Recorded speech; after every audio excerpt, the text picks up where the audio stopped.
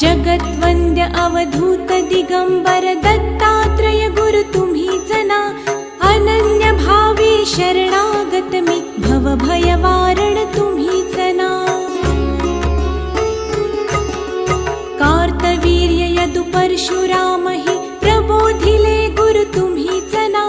स्वामी जनार्दन एकनाथ तरी कृतार्थ केले तुम्हीच ना। नवनारायण सनाथ करुणी पंथ निर्मिला तुम्हीच ना। मच्छिंद्रादि जति प्रवृत्त केले जन उद्धारा तुम्हीच ना।